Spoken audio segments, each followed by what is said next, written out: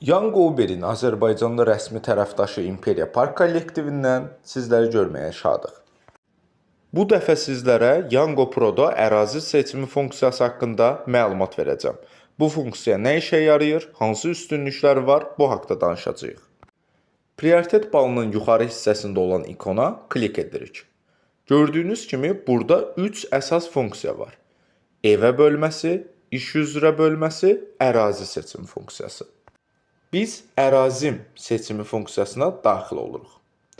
Burada ərazi seçimi funksiyasından istifadə etdikdə hansı üstünlüklər əldə olunur, bu haqqda məlumat yazılıb. B nöqtəsi açıq olur, həftəlik bonuslar işləyir. Sadəcə xidməti istifadə etdikdə müəyyən dərəcədə komissiya tutulur.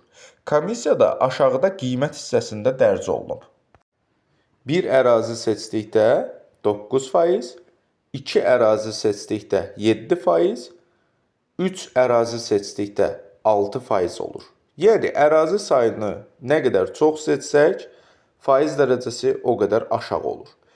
Yaxınlaşdırdıqda isə xəritədə hansı ərazilər var və hansı ərazilər hansı ərazi çərçivəsindədir, bu haqda baxa bilirik.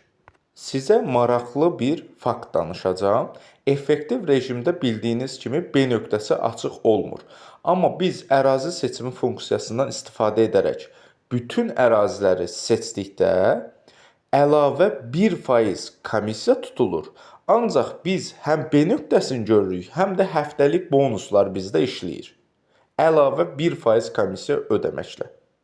Nəzərinizə çatdırım ki, ərazi seçimi funksiyasında A və B nöqtələri seçdiyiniz ərazi daxilində olur, B nöqtəsi açıq olur və həftəlik bonuslar işləyir. Videonu bura qədər izlədinizsə, səhifəni takib etməyi və videonu bəyənməyi unutmayın.